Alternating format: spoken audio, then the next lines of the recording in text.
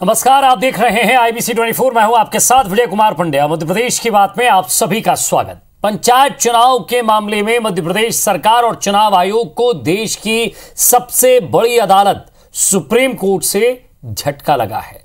Supreme court ने OBC आरक्षण के आधार पर चुनाव करवाने पर रोक लगा दी है। सुप्रीम कोर्ट ने कहा है कि ओबीसी सीटों पर चुनाव फिर से नोटिफाई किया जाए और जिन सीटों को ओबीसी वर्ग के लिए आरक्षित कर दिया गया था उन्हें सामान्य मानकर चुनाव करवाए जाएं। पंचायत चुनाव की कानूनी लड़ाई में फंसने के बाद ओबीसी आरक्षण ही खत्म हो जाने पर अब सियासत भी गर्मा गई है, क्योंकि इसी के दोनों पक्ष धर रहे थे और 27% आरक्षण पर दोनों ने खूब लड़ाई लड़ी। अब सवाल यह है कि जिन लोगों को भरोसा दिया था कि ओबीसी आरक्षण करके चुनाव लड़वाएंगे, उनको क्या कहेंगे? आगे चुनाव आयोग की क्या भूमिका रहेगी, क्योंकि कल वो बैठक करने वाला है। क्योंकि इस पूरे मसले पर अब सुप्रीम कोर्ट के आदेश के बाद गेंद चुनाव आयोग के पाले में है। उसे संवैधानिक निर्णय लेना है। क्या निर्णय लिया जाता है, किस प्रक्रिया का पालन होता है, जरा इस कानूनी मसले को भी समझने की कोशिश करेंगे और रिपोर्ट भी आपको दिखाएंगे।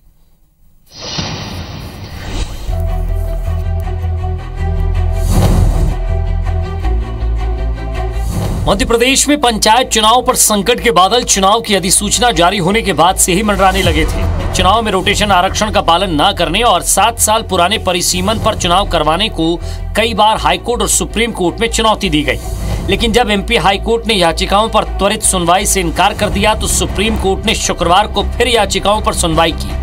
मध्य प्रदेश के पंचायत चुनाव की याचिकाएं महाराष्ट्र के ओबीसी रिजर्वेशन से जुड़े मामले के साथ सुनी जा रही थी। पुराने परिसीमन और आरक्षण पर बहस होती इससे पहले ही सुप्रीम कोर्ट ने महाराष्ट्र मामले पर आए अपने आदेश का पालन एमपी में न होने पर ऐतराज जताया।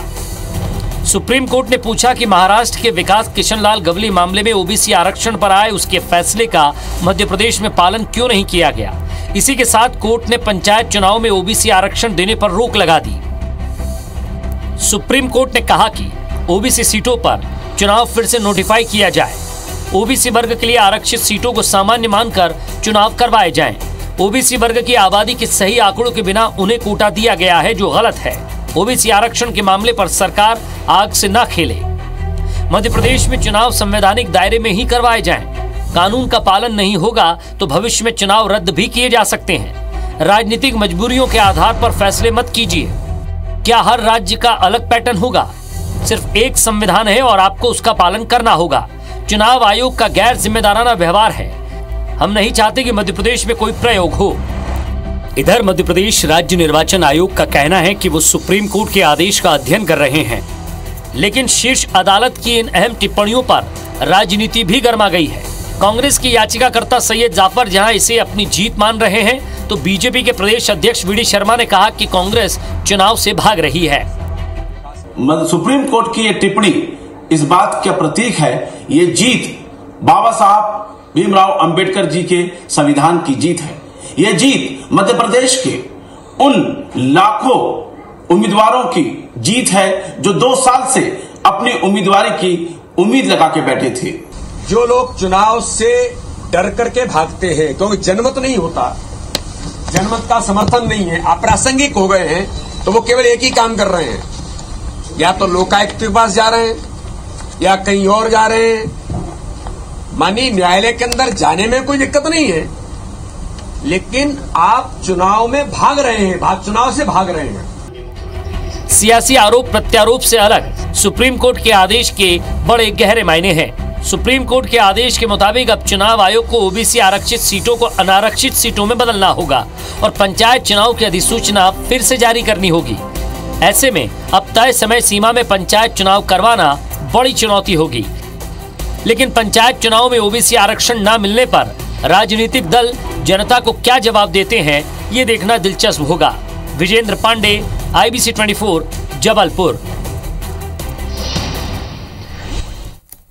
तो हाईकोर्ट के इस कानूनी आदेश के बाद तरीके से अलग अलग लोग समझने की कोशिश कर रहे हैं, लेकिन इस डिबेट में हम कोशिश यही करेंगे कि वो लोग जो चुनाव में लंबे समय से इंतजार कर रहे थे वो इसे समझ पाए, साथ ही साथ जनता समझ पाए, और लंबे समय से दोनों ही पार्टियां इसे लेकर अपनी अपनी लड़ाई लड़ रही थी, वो भी स्पष्ट करें कि आखिर इस कानूनी पचड़े में नुकसान किसका हुआ है।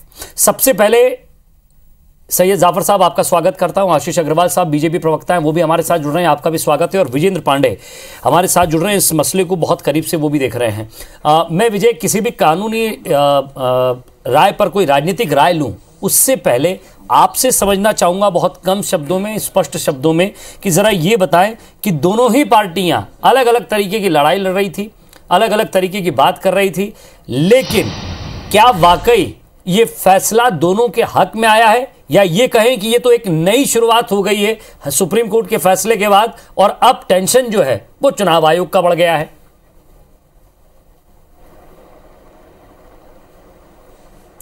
बेशक विजय, सही कहा आपने कि एक सुप्रीम ट्विस्ट है, क्योंकि लगातार कांग्रेस के याचिकाकर्ता या तमाम याचिकाकर्ता जिस तरह से मांग कर रहे थे, वो ये चाहते थे कि साल 2019-20 का परिसीमन लागू हो जाए, बजाय इसके कि 2014 7 साल पुराना परिसीमन हो, साथ ही साथ आरक्षण जो है वो रोटेशनल आधार पर हो। लेकिन आज अगर सुप्रीम कोर्ट के इस आदेश को देखते हैं तो सुप्रीम कोर्ट ने रोटेशनल को लेकर, रोटेशनल रिजर्वेशन को लेकर कोई नई बात नहीं कही है।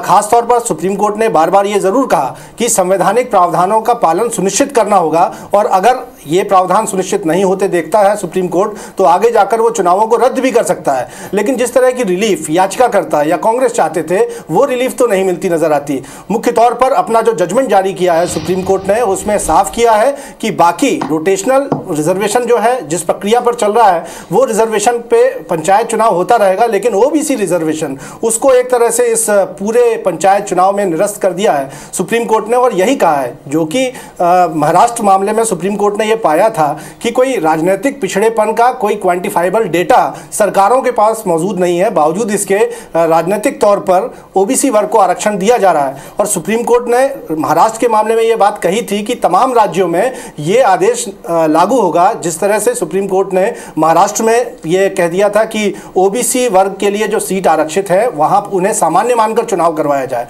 तो मुख्य तौर पर बाकी तमाम दलीलों पर आज विस्तार से बहस होती है। इससे पहले सुप्रीम कोर्ट ने यह पाया कि महाराष्ट्र के संदर्भ में जो आदेश दिया गया था उसका पालन मध्य प्रदेश में नहीं हुआ। यहां पर भी कमोबेश वही स्थिति है कि बिना कोई क्वांटिफाइबल डेटा के, कोई व्यवहारिक आंकड़ों के मध्य प्रदेश में राजनीतिक पिछड़ेपन के मद्देनजर ओबीसी वर्ग को आरक्षण दिया जा रहा है। यही वजह है कि दो टूक सुप्रीम कोर्ट ने यह साफ कर दिया कि पंचायत चुनावों में जो सीटें ओबीसी वर्ग के लिए आरक्षित की गई थी उनको सामान्य में कन्वर्ट करना होगा, एक नई अधिसूचना जारी करनी होगी और उसके मुताबिक ही चुनाव जो है करवाए जाने होंगे। और इनका भी जो चुनाव परिणाम आएगा वो सामान्य बाकी सीटों पर जो चुनाव परिणाम आएगा उसके साथ ही घोषित करना होगा। तो हम कह सकते हैं कि राजनीतिक दलों की भी मुसीबत इस मामले पर बड़ी है। जाहिर सी बात है, चुनाव आयोग के लिए एक नई एक्सरसाइज शुरू करनी होगी, क्योंकि उसने तमाम नामांकन की प्रक्रिया विजय चल ही रही है, और जो ओबीसी वर्ग के लिए जो सीटें कर दी गई थी आरक्षित उनको सामान्य वर्ग में बदलना होगा, एक नई अधिसूचना जारी करनी होगी। जाहिर सी बात है कि नामांकन दाखिल करने के लिए 5 दिन का वक्त देना पड़ेगा, उसके बाद स्क्रूटनी होगी, नाम वापसी होगी, और एक फाइनल जो पूरा डेटा सामने आएगा उसके लिहाज से समय तो लगेगा। लेकिन 18 जनवरी को अब देखते हैं क्या इसमें होता है। कानूनी मसले को और ज्यादा तरीके से समझाएंगे सैयद जाफर साहब, वो भी हमारे साथ जुड़े हुए। सैयद जाफर साहब, आपने भी याचिका लगाई थी, आपकी भी याचिकाओं पर सुनवाई चल रही है। सवाल ये कि ओबीसी सीटों पर चुनाव फिर से नोटिफाई किया जाए, कैसे? क्योंकि आप लोग भी 27% के पक्षधर थे, वर्तमान सरकार भी 27% की पक्षधर थी, लेकिन सुप्रीम कोर्ट ने तो ओबीसी आरक्षण ही खत्म कर दिया। देखिए, एक बात तो मैं क्लियर कर दूं कि चाहे एससी वर्ग का आरक्षण हो, चाहे एसटी वर्ग का आरक्षण हो, चाहे ओबीसी वर्ग का आरक्षण हो, जो जनसंख्या के आधार पर जो कानून बनाकर जो दिया जा रहा है उससे हम पूरी तरीके से सहमत हैं और सरकार के साथ है। सरकार उस पूरे कानूनी पहलू का अध्ययन कर ले, ऑर्डर का अध्ययन कर ले, नियम का अध्ययन कर ले, और कांग्रेस पार्टी उनके साथ है। किसी भी वर्ग के साथ कोई भी अन्याय नहीं होना चाहिए, एक बात। दूसरी बात ये कि जो हमारी याचिका लगी हुई थी, वो हमारी याचिका जो लगी हुई थी कि ग्राम पंचायत के चुनाव में 2014 का आरक्षण 2022 में लागू नहीं होना चाहिए, एक बात। दूसरी बात यह कि जो आरक्षण है वो रोटेशन के आधार पर लोगों को लाभ मिलना चाहिए, और वो हमारा ये जो विचार था या सुझाव था वो तथ्यों के आधार पे था। तथ्य क्या थे कि पंचायत ग्रामीण एक्ट 1993 कहता है कि आप जब भी किसी पंचायत का चुनाव कराओ 5 साल बाद, तो उसके आरक्षण को रोटेट करो, उसको चक्रनुमा रूप में लेके आओ। तो पिछले 5 चुनाव जो मध्य प्रदेश में हुए हैं, ये 6वां चुनाव है एक्ट आने के बाद, 5 चुनाव में रोटेशन का पालन हुआ। हमने वही प्रेयर की और हमने ये बात 11 दिसंबर को सुप्रीम कोर्ट में सबसे पहले कही थी कि मध्य प्रदेश में पंचायत चुनाव में असंवैधानिक तरीके से ऑर्डिनेंस लाया गया है। तो जो आज ये ऑर्डिनेंस आया, ये जो माननीय सुप्रीम कोर्ट का जो आदेश आया है, उन्होंने उसमें बात जरूर कही है और एक प्रकार से निर्देश कहें या आदेश कहें, ये शब्द कौन से हैं मैं नहीं कह सकता, लेकिन सुप्रीम कोर्ट ने राज्य निर्वाचन आयोग से ये कहा है कि संवैधानिक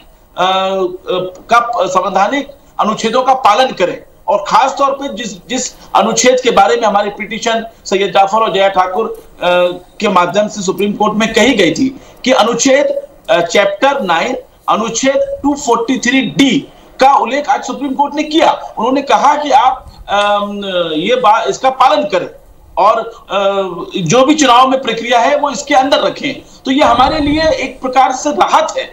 ये अलग बात है कि जस्टिफिकेशन उन्होंने इसलिए भी नहीं दिया क्योंकि सैयद जाफर और जया ठाकुर की जो याचिका है वो आज की तारीख में सुप्रीम कोर्ट की जगह हाई कोर्ट में लगी हुई है, वो भी सुप्रीम कोर्ट के निर्देश पर।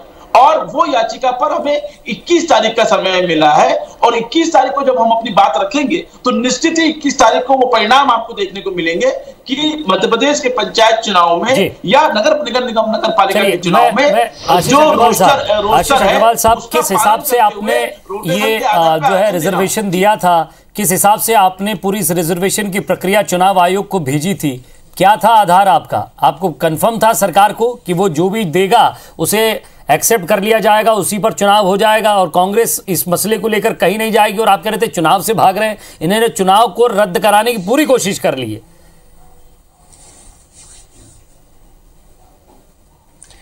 देखिए विजय जी, सबसे पहले तो चुनाव में 27% पिछड़े वर्ग को आरक्षण हो, भारतीय जनता पार्टी ने पूरी जनसंख्या के साथ जो 50% से अधिक है, पूरे आंकड़ों के साथ इस आरक्षण की प्रक्रिया को आगे बढ़ाया था। कांग्रेसियों ने 2019 में जब इस आरक्षण को रखा तो 27% उनकी आबादी बताई ताकि उनको आरक्षण ना मिले, परंतु भारतीय जनता पार्टी की सरकार जब से आई तो हमने पिछड़ों को 27% आरक्षण का रास्ता प्रशस्त कर दिया। परंतु कांग्रेसी अपने षड्यंत्र से बाज नहीं आए और उन्होंने सुप्रीम कोर्ट में जो याचिका लगाई उसका परिणाम यह है कि आज मध्य प्रदेश के इन पंचायत चुनावों में से 27% पिछड़ों के आरक्षण को सुप्रीम कोर्ट ने स्टे लगा दिया। मेरे कांग्रेसी मित्र जितनी बात कर रहे थे उसका परिणाम क्या हुआ? कांग्रेसियों ने वापस से पिछड़े वर्ग से 27% आरक्षण का निवाला छीन लिया और ये मेरा स्पष्ट आरोप है कांग्रेसियों पे। बीच में मत बोलिए, पहले मेरी बात सुनिए। एक मिनट, आपकी बात का जवाब देना चाह रहे हैं सैयद जी, क्या कह रहे हैं जरा बोलिए।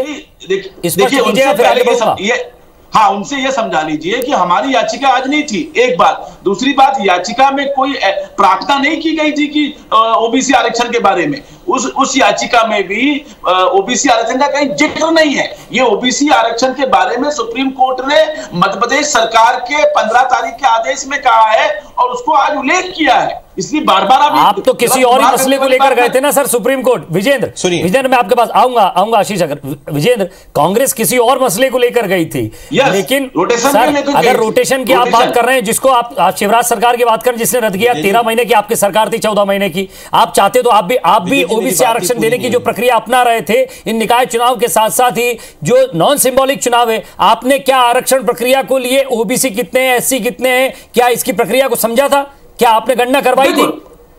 बिल्कुल मैं आपकी इस बात से बिल्कुल सहमत हूं, लेकिन इसका जवाब हमें नहीं देना है, ये भाजपा की सरकार को देना है। ये भाजपा 15 साल से थी और जो अभी वो 15 साल से नहीं, आप तो अपने फैसले को रद्द करने की बात कर रहे थे, जो आपके फैसले को रद्द करके 2014 के मामले पर चले गए थे। अरे एक मिनट, आप जवाब सुन लीजिए ना, आप जवाब सुन लीजिए। अभी आशीष भाई कह रहे थे कि कांग्रेस की सरकार ने आंकड़े छुपाए और 52 की जगह 27 बता दिए। तो भाई साहब, ये जनसंख्या के आंकड़े एमपी सरकार की कांग्रेस ने नहीं निकाले थे, ये भारतीय जनता पार्टी की केंद्र में जो सरकार होती है और जनसंख्या 10 साल में एक बार होती है। कैसी बात कर रहे हो आप? ये जनसंख्या को कांग्रेस पार्टी थोड़ी निकालती है, ये तो जनसंख्या के आंकड़े जो निकलते हैं वो 2011 का सेंसेक्स बोलता है, और कोई भी बच्चा खोल के देख सकता है कि सेंसेक्स में सर ओबीसी अगर आरक्षण बढ़ाना है और अगर राजनीतिक आरक्षण बनाना है, विजेंद्र एक आपसे मैं यहां कमेंट लूंगा, अगर राजनीतिक आरक्षण बनाना है तो आपको उस इलाके की जनसंख्या पर गणना करनी होगी। आपने किस हिसाब से 27% देने की कोशिश की थी? और ये सवाल मेरा आशीष जी से भी रहेगा। विजेंद्र बेशक अगर ये कहा जाए कि आज की तारीख में ओबीसी वर्ग को जो खामियाजा उठाना पड़ रहा है वो राजनीतिक लापरवाही का खामियाजा है।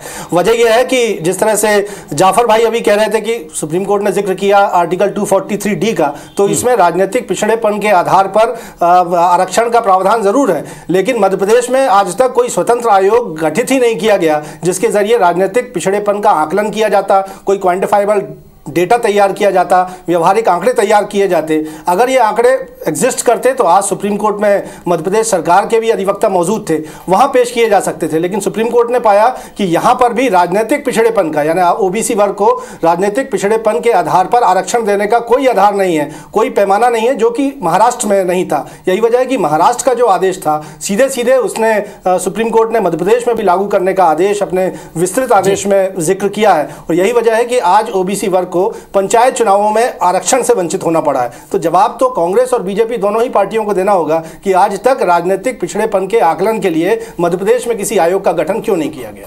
आशीष अग्रवाल साहब, यह सवाल आप ही से है क्योंकि लंबे समय से आपकी सरकार रही है मध्य प्रदेश में। जी देखिए, एक तो मैं आपके विजेंद्र पांडे जी को साधुवाद और धन्यवाद देता हूं कि मैं आज पूरे दिन से सुन रहा हूं सुप्रीम कोर्ट के आदेश की व्याख्या। उन्होंने बहुत अध्ययनशीलता के साथ इस सुप्रीम कोर्ट के आदेश का अध्ययन किया है और स्पष्ट तौर पे दूध का दूध पानी का पानी किया है कि कांग्रेसियों के ना तो आरक्षण के विषय को ना परिसीमन के विषय को सुप्रीम कोर्ट ने छुआ तक नहीं, सिर्फ ओबीसी रिजर्वेशन पे बात की। अब देखिए, सुप्रीम कोर्ट ने 2 न्याय दृष्टांत इसमें सामने रखे हैं, एक तो K Krishnamurthy versus Union of India और दूसरा Vikas Kishan Rao Gawli versus State of Maharashtra. और उनका ऐसा मानना है कि मध्य प्रदेश के चुनाव आयोग ने जो 27% ओबीसी आरक्षण रखा है वो इन दोनों न्याय दृष्टांत के समर्थन में नहीं जाता है, इसलिए उन्होंने सिर्फ उतनी सीटों को जो 27% आरक्षित थी उनको उन्होंने रीनोटिफाई करने की बात की है। अब देखिए, भारतीय जनता पार्टी यानी कि जिला पंचायत अध्यक्ष पद का अध्यक्ष पद इसमें आएगा। एक मिनट आशीष जी, यानी जिला पंचायत का अध्यक्ष पद इसमें आएगा। 52 जिले हैं, 52 जिले 26% से ज्यादा आरक्षण नहीं दे सकते, 32% आरक्षण है, 9 सीटें ज्यादा हैं, 9 पर काम करना है। निश्चित ही अगर सुप्रीम कोर्ट ने, देखिए मैं वही कह रहा हूं, अगर 27% आरक्षण पिछड़ों को देने के लिए सुप्रीम कोर्ट अपने आने वाले न्याय दृष्टांत में जो उन्होंने स्पष्ट किया है कि जो महाराष्ट्र के लिए अप्लाई करेगा वही मध्य प्रदेश के लिए अप्लाई करेगा, उस अनुसार अगर हमें और भी कोई अर्हताएं या कोई आवश्यकताएं पूर्ति करनी होंगी तो भविष्य में वही करेंगे। परंतु भारतीय जनता पार्टी की सरकार ने सुप्रीम कोर्ट में या जो इससे पहले जितने भी विषय रहे हैं उसमें पिछड़े वर्ग की आबादी मध्य प्रदेश में 50% से अधिक है, ये पूरे तथ्यात्मक तरीके से रखा। हमने कांग्रेस बात ये भी है कि आशीष जी आपको इसको मानना पड़ेगा कि आपकी सरकार ने भी और आपकी पार्टी ने सरकार की तरफ से भी गफलत की चीजें रखी गई। अगर ये चीजें सही होती तो कम से कम आपको इन कानूनी कार्रवाइयों का सामना नहीं करना पड़ता। मैं जाऊंगा, सैयद जाफर साहब जवाब दीजिएगा, समय कम है। विजय जी मैं आऊंगा सर आपके पास, बहुत कम से ले लीजिए। विजय जी चलिए बोल दीजिए, रुकिए सैयद जाफर साहब 20 सेकंड आपके पास। क्या आशीष जी 20 सेकंड में कहीं और 27% आरक्षण लागू है? क्या हमने उन चीजों का कंप्लाई नहीं किया? अरे हमने तो इस देश में नई चीजों को रखते हुए 27% आरक्षण पिछड़े वर्ग के लिए लागू किया, जो कांग्रेसी झुंझुना दिखाते रहे। अगर सुप्रीम कोर्ट ने उसमें कोई बाधा स्पष्ट की है, अगर कुछ और आवश्यकताएं पूर्ति करने की बात करेंगे तो हम वो भी करेंगे। 27% आरक्षण के आप भी समर्थित थे सर, और बिना उनकी जनसंख्या को गिने हुए, उनको काउंटिंग किए हुए 27% और इसी पर सुप्रीम कोर्ट ने कहा है कि इसे राजनीतिक मुद्दा बनाकर आग से मत खेलिए। सैयद जाफर साहब जी, मेरा सवाल, आप मुझे सवाल बताइए क्या बोलना है। सर सवाल यह है कि वो कह रहे हैं कि सिर्फ कांग्रेस जो है इसको कानूनी मसला बनाना चाहती थी, चुनाव से भागती थी, और ये काम आप लोगों ने ही पहले नहीं किया। उन्होंने तो 17 साल से सरकार इनकी, 17 साल से इन्होंने राज्य पिछड़ा वर्ग आयोग जिसपे ये कंप्लायंस होना है उस आयोग का गठन नहीं किया। ट्रिपल टेस्ट इनको कराने हैं, वो इन्होंने नहीं कराया। सवाल इन पे खड़े होना चाहिए, सवाल ये कांग्रेस पार्टी से मांग रहे हैं। एक बात मैं अंत में एक महत्वपूर्ण बात कहकर अपनी बात खत्म सर 20 सेकंड आपके पास। आज के जजमेंट पे हमको राहत मिली है, वो कैसे? उस सुप्रीम कोर्ट के आदेश में सुप्रीम कोर्ट ने राज्य निर्वाचन आयोग को स्पष्ट कहा है कि संवैधानिक चीजों को देखते हुए चुनाव कराएं और 243D का भी पालन करें। तो यही तो हम चाह रहे हैं। जब आप चुनाव को उसको अधिसूचना को पुनः जब आप लागू करोगे तो उसी समय आपको संवैधानिक चीजें देखोगे। तो जब आप संवैधानिक चीज देखोगे तो हमारा जो 2014 तो फिर सर जनता को और आपके अपने लोगों को आरक्षण का झुंझुना मत पकड़ाइए ना सर, ये भी तो गलत है, चाहे वो आपकी तरफ से हो चाहे कांग्रेस बीजेपी की तरफ से हो। अरे किसको ये देखिए भाई साहब विजय जी, ये जवाब आप भाजपा से पूछिए, भाजपा से बात करिए। 5 सेकंड आपके पास आशीष अग्रवाल जी, 5 सेकंड आशीष अग्रवाल जी, जितना बता पाए की सरकार है वो बताएंगे ना कि नहीं। मुझे 10 दोबारा से रीनोटिफिकेशन में जो कैसे होगा सर? अधिसूचना के साथ साथ आपको चुनाव आयोग को भी जवाब देना और इधर जनवरी में चुनाव है, जल्दी जवाब दीजिएगा। देखिए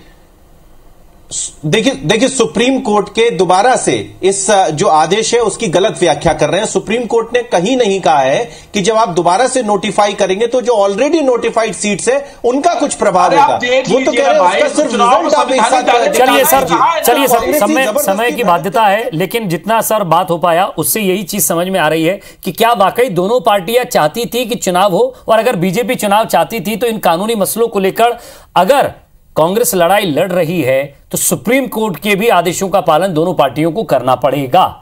बहुत बहुत शुक्रिया आप तीनों का हमारे साथ जुड़ने के लिए और बातचीत के लिए। नमस्कार।